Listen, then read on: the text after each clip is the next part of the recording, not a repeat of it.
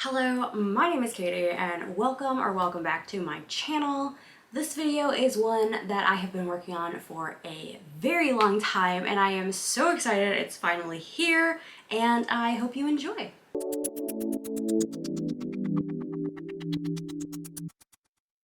So for those of you who have been around for a while, you will know that I have been raving about the Expanse series by James S.A for pretty much ever.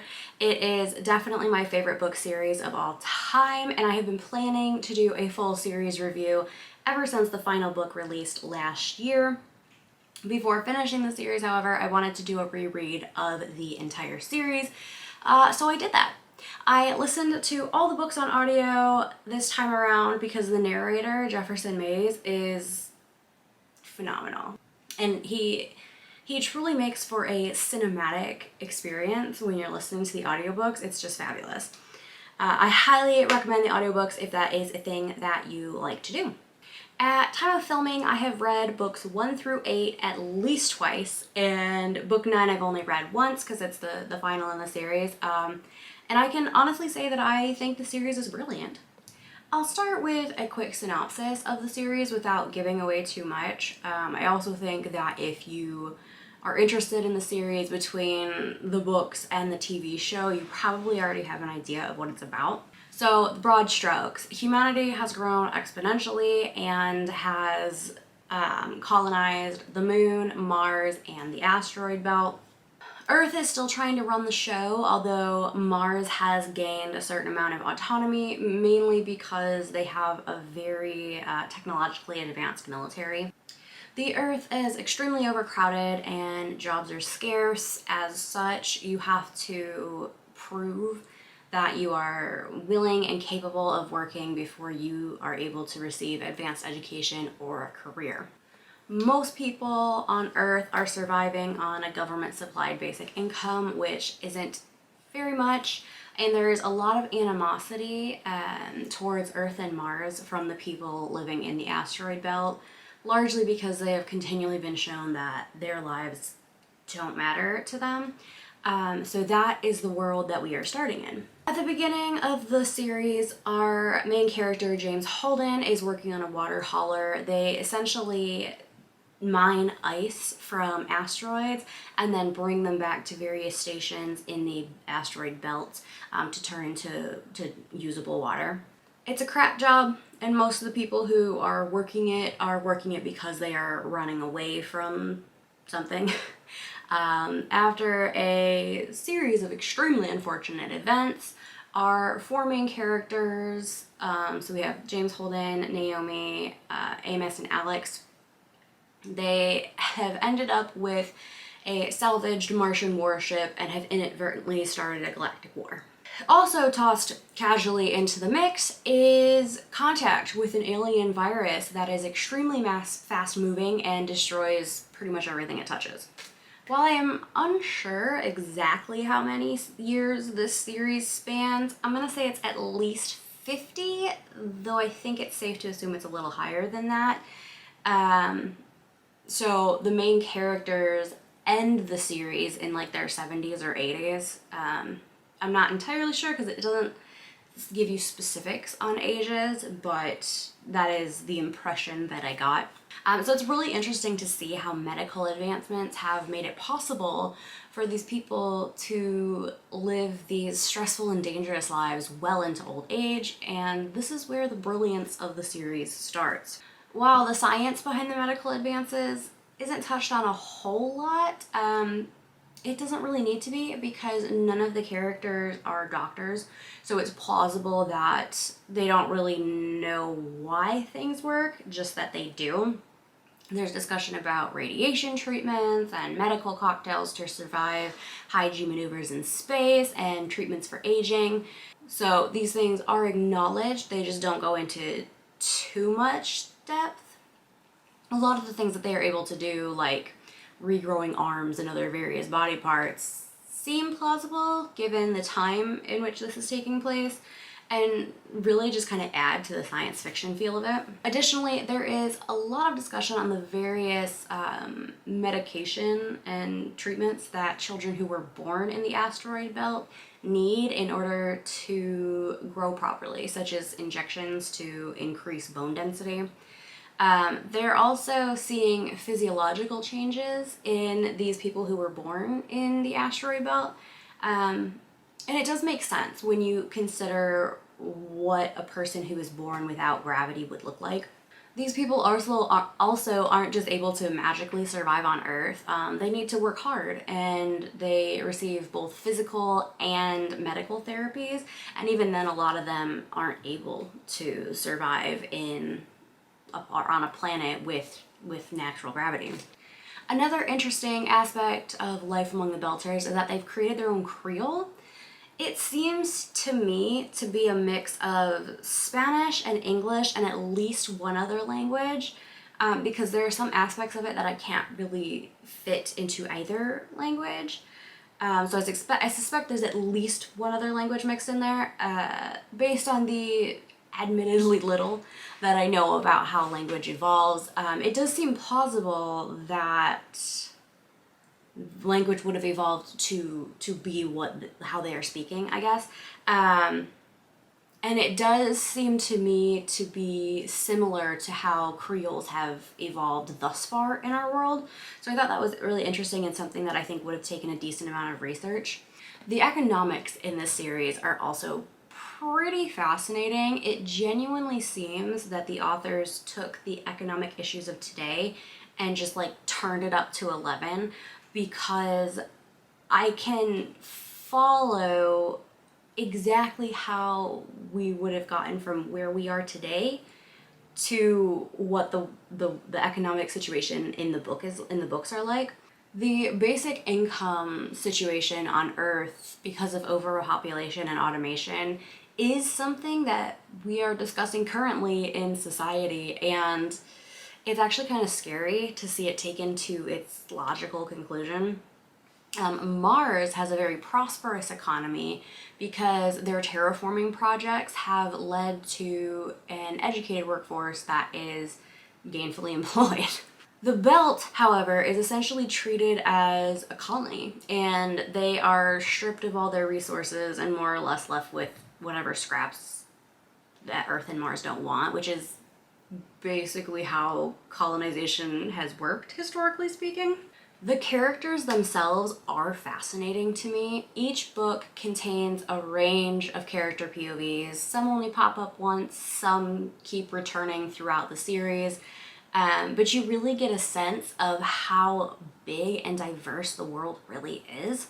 The authors have definitely been continually educating themselves on the need for diversity in books, because as the series progresses, you get to see a much broader range of diversity in religion, sexual orientation, and class, which I think is really cool. You also get, not so much racial diversity, how we would think of racial diversity today, because there has been so much mixing by this point that there's not a ton of definitive race breakdown anymore, especially in the belt. It has been mentioned, I think, in more than one book that a lot of the belters really just look very different, not even just because of the physiological changes, but because they are just a mixture of so many things that you can't really pinpoint where on Earth their families originated from. So in the book, instead of it being like a racial hierarchy how it is on Earth today, it's more about specifically where you're born. So, whether you're Earther, Martian, or a Belter, that more determines how you are treated than the color of your skin. So it's interesting to me that these concepts still exist. They've just altered as cultures have shifted and humanity has changed. Another thing that I really love is that each character has their own distinct and developed personality, so much so that my favorite character tends to change from book to book. I can't even pick a favorite character, to be honest, because so many of them are just so fabulous. I think, well, I don't know. The four main characters are obviously very, very close to my heart, but I also love the character of Christian Avasarala. She cracks me up every time she's talked about in the book, or every speaking line she has. She's amazing. And she is a really good example of how different all these characters are. And also, the four main characters, Jim, Naomi, Alex, and Amos, are just so very distinct. I can tell when an action is like made or a sentence is said. I'm like, oh yeah, that tracks. That's that person. They feel real to me, which I think is really cool. When I started the final book, I actually got very emotional because it was like, it almost felt like people I loved were dying, because this was the end, and I've never experienced that in a book before. But aside from that, their thoughts and actions all make some sort of logical sense to me. There's very little done that is just for the sake of drama, which I appreciate, because that is one of my biggest pet peeves in books. Because of this, though, the books are very, very long and quite slow paced.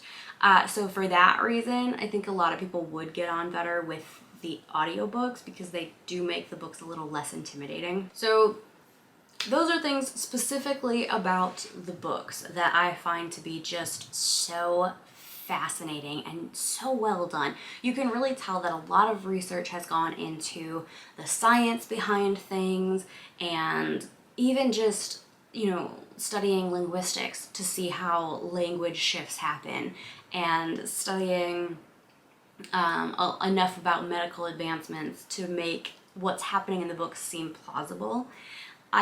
It's so well done. It feels like it could be a very real world.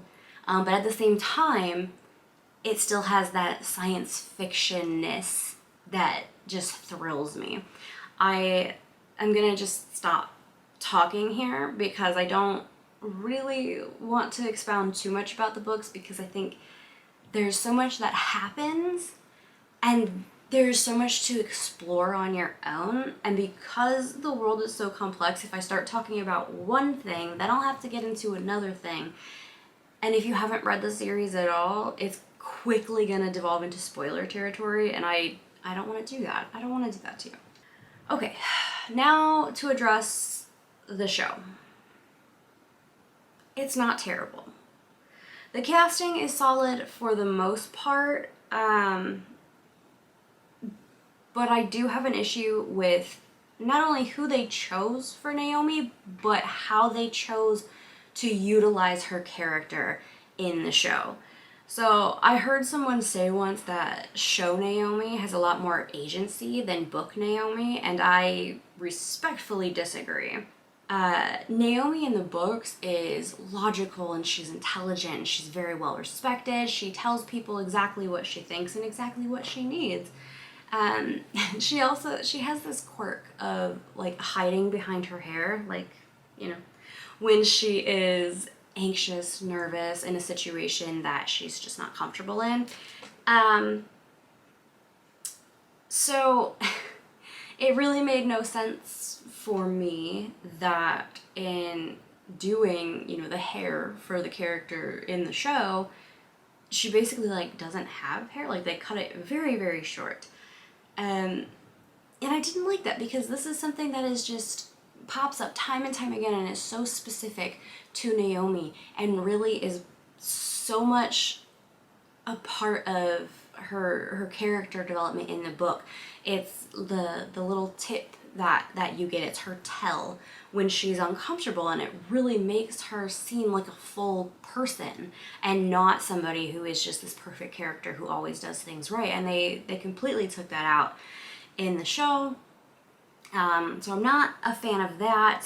The other thing is, they only use Naomi in the show to create drama and cause tension in the crew. And so much of the things she says and the way she approaches things, not only does it not make any logical sense, you can tell they're just doing it to create drama, because of course we must use the woman to create drama, and it drives me crazy. They just portray her as so ridiculous and not nearly as intelligent as she is in the book.